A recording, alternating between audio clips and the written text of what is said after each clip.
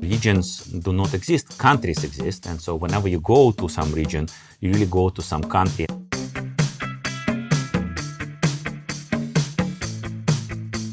Welcome to the Swisspreneur Show, a podcast about startup stories and learnings from experienced entrepreneurs. Here's your host, Sylvan.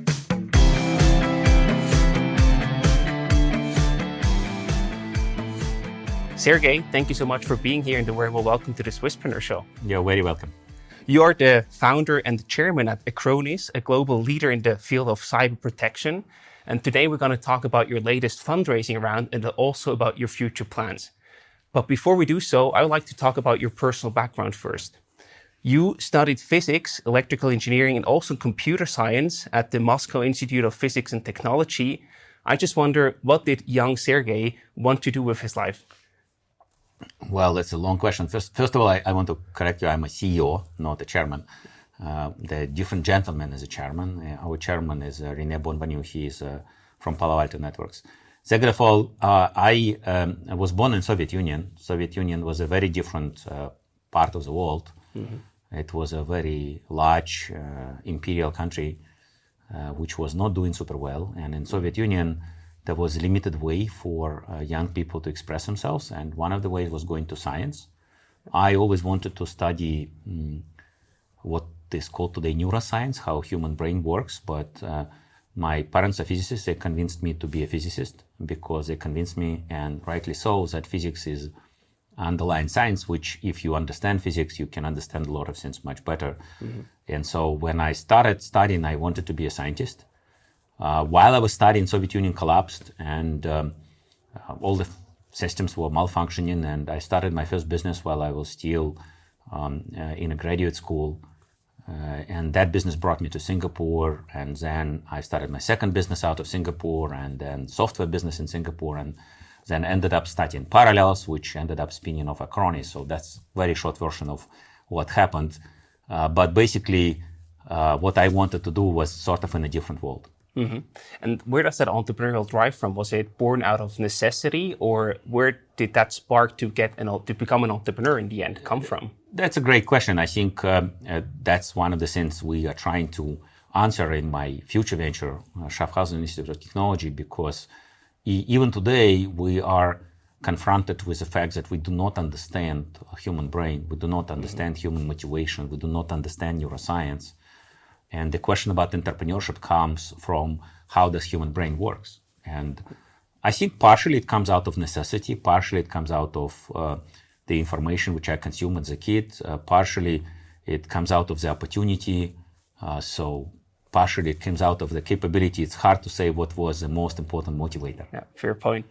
You already mentioned your numerous ventures before you got involved with Acronis. You built successful companies. You have a very impressive entrepreneurial background. In 2003, you actually co-founded Acronis, and I would like to go back to these early days. Why was and still is cyber protection important these days? What was the initial idea that you had? Why was this the right time? It is more complicated. Back in 2000, I've founded a company called Parallels, and what we wanted to build is a new generation infrastructure for basically what we call today cloud computing, cloud applications. But it was a very, very big task. And so at some point, we spin off the division, which was focused on storage, which was Acronis. And from 2003 to 2013, I wasn't so much involved. Mm-hmm. From 2003 to 2013, Acronis was one of the leading providers of backup and disaster recovery solutions. It was doing quite well, but eventually it was not enough. And in 2013, when I joined, that's when we decided to do cyber protection. That is when we decided to do it. We decided to do it. Anytime you decide to do something, it comes out of the opportunity, mm-hmm. and it comes out of your capabilities. And we had the capability to build protected infrastructure, which is our experience with Parallels. We had a capability to build a platform. Again, from our previous experiences, we had a capability to combine data protection and security. And we believed that the best way to go about information technology and enabling it to be adding value to businesses and consumers is to provided complete protection through service providers. That's how we started. But that's basically not coming back to 2003. That's in 2013. Right, exactly. And what actually, made you join Acronis back in 2013? And you co-founded the company in 2003. So in 2013, the company wasn't doing so well, and I came to rebuild it. But very quickly, when I came after about less than 12 months, I realized that there is a huge opportunity. We are surrounded by growth of digital technologies, of growth of IT growth, of what Acronis call workloads.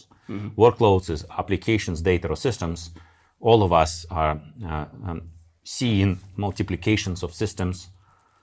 For example, you use 3 systems or 4 systems just to talk to me right now. Right. And then we are surrounded by applications. There's many applications which you would use to actually process this interview. And all of this interview is actually data.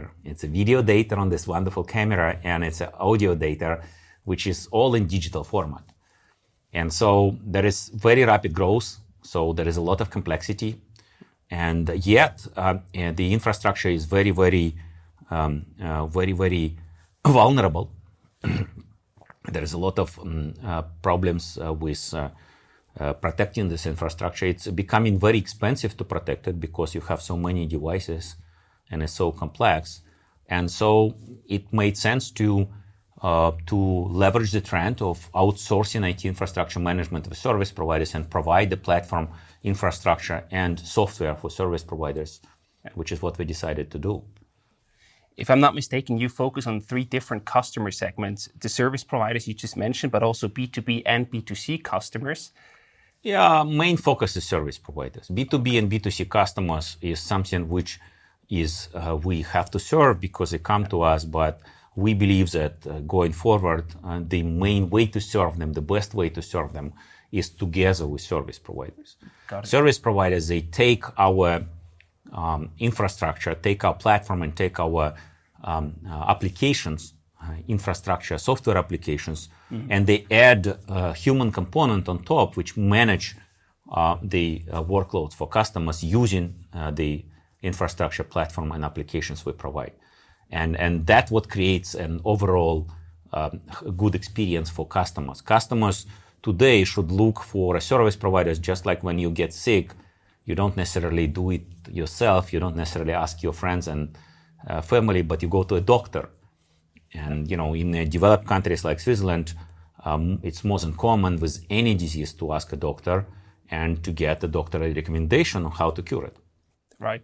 And talking about Switzerland, I know that this was before your time you joined as CEO, but in 2008, you moved your corporate headquarters to Switzerland. Why was that the right move for the company? I was always a large shareholder, so I always participated in strategic decisions. We were founded in Singapore. Singapore is very wealthy, very politically stable, very independent, very confident with its significant army and defense system, and yet very friendly. It doesn't attack anybody. However, only 23% of our business is in Asia. About 40% of our business is in Europe, and about 37% is in Americas. And so it's far from the center of operations. It made sense to have a headquarters somewhere else. And Switzerland is the only other country we know which is equally wealthy, equally politically stable in a very different way, equally confident, and yet equally friendly. And so we chose Switzerland for our main headquarters, and Singapore became a second headquarters. So now we have dual headquarters. This was back in 2006 when we made the decision. I think we opened a corporation here in 2008 and opened an office in 2010. Perfect. And from your perspective, now you operate more than 10 years already out of Switzerland. Is there anything that the Swiss ecosystem can improve, or where you see shortcomings in that regard? I think both countries, first of all, there is nothing perfect in the world, but right. Both countries, Singapore and Switzerland, are well managed in a very different way, and they are improving their ecosystems. I think one thing which I'm, missing a little bit in Switzerland is ability to hire foreign talent. Yeah. It's more difficult to hire foreign talent in Switzerland and about any other place in Europe. And with us trying to be, or rather being a global leader, it is difficult to rely only on the talent we can find locally. And it is difficult for us to be selective, because when we find the right person, the person could be Indian, could be Chinese, could be Swiss, could be German, could be Bulgarian, could be Serbian, could be African. It doesn't matter. We have to be able to hire that person. And ideally, we want to hire him to our headquarters. And it's not always easy. But otherwise, it's a good system and it's improving. Makes sense. And you also see very rapid international growth. And I also wonder, we often talk to startups that also try to go international. You basically walk the talk. Do you have any recommendations to other companies out there that, own the local markets and now want to go international? Businesses are all very different. And so it all depends on what the business does. And startups is something which is a new word, but it really just means a new company which can grow rapidly. And for us, it is different. We differentiate through deep technology. And so it's relatively easy for us to enter other markets because our technology is unique. And at the end of the day, if you want to enter other markets, you need to always think of three things. First, you need to study the market. And you need to remember that international markets do not exist by regions. Regions are invented by politicians. Asia, Europe, Americas, Africa, there is no such places. Regions do not exist, countries exist. And so whenever you go to some region, you really go to some country and then another country and then another country. And the first thing you need to do is you need to do a market research and understand the country really well. There is never enough research which you can do. And the words and the concepts, especially when it comes to high technology, are very different between different countries. Then, of course, you need to hire people. So at the end of the day, expanding in every geography is all about hiring a person who will be in charge of that country, of that region at the end. And then it's about partners. So partners, people, and research. And if you do partners, people, and research, and you have differentiated product, then you can go to any market. What kind of partners are you looking for in that regard? Partners to sell your product or also in other areas? We have always relied on partners. My role model in technology business is a company called Intel. And Intel enables a very large ecosystem. Part of this ecosystem is overall software. Part of this ecosystem is overall hardware, which we use. And we enable ecosystem as well. So our main partners is service providers, managed service providers, security service providers, telco service providers, hosting service providers, cloud service providers. These are companies which provide IT services in one form or another to small and medium businesses, but also technology vendors, including large technology vendors and distributors and other partners. Before we continue with the show, we would like to introduce you to our new partner, Nuco. Nuco helps founders navigate the paperwork that starting a company involves. From the first consultation all the way to the commercial register, Nuco has helped more than 900 entrepreneurs start their company, and they do so at highly competitive prices. To find out more, visit nuco.ch/Swisspreneur. Again, that's nuco.ch/Swisspreneur. And now, on with the show. And along the way, you also acquired multiple companies. I think according to Crunchbase, more than 8 acquisitions, probably even more in the making, I could imagine. What has been the rationale behind your company acquisitions? From the moment when I came up with what is vision of Acronis today, which is protect all data, applications, and systems, we just want to accomplish our vision. And so every time we do acquisitions, it's about protecting more data, more applications, and more systems, either because we protect them deeper, so with some more advanced technology, or better protection, or we protect them broader, so we protect them in a different geography or in a different type of application or data or system. Yeah. So that's what drives our acquisitions. We always look into acquisitions from the standpoint of being able to transparently integrate it into our only product, Cyber Protect, and our only sort of main offering, Cyber Cloud, Cyber Platform, Cyber Infrastructure, and Cyber Services. Yeah. And today you employ more than 1,600 people across 33 countries. And I wonder, your core focus, is it these days on development or on sales? And has that shifted in any way compared to the past? I think we are a technology company. Our main focus is always technology and product. And it will stay the same. Out of 1,600 people, 1,000 are technical. We will probably double the number of people over the next 3 years, and we will probably double the number of our technical people as well. And so we're constantly looking for engineers or of different kind, data center engineers, support engineers, quality assurance engineers, software engineers, architects, software architects, and more in different locations. We're hiring all over the world. We're hiring in Switzerland, we're hiring in Singapore, we're hiring in Israel, we're hiring in Bulgaria, which is our main engineering center, in Romania and in the United States. We're also hiring people to work from remote, because what we've learned over the past 12 months is that working from remote could be very productive. Absolutely. I also wonder, what do you spend the most time on, you as CEO these days?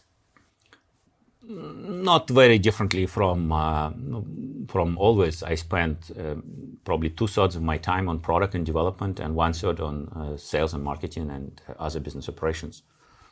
Nice.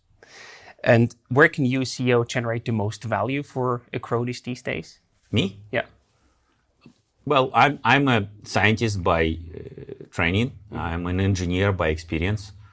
And so I always think that most value I can add by helping the company to build better product strategy and better products.